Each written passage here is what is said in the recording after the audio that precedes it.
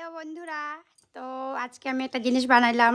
তো তোমরা কারা কারা পছন্দ করো একটু কমেন্টে জানাবা। তো জিনিসটা হলো, তারা তোমাদেরকে দেখাচ্ছি। কারা কারা খেতে পছন্দ করো এটা?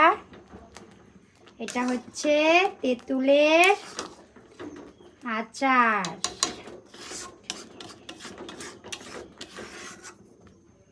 দেখলা,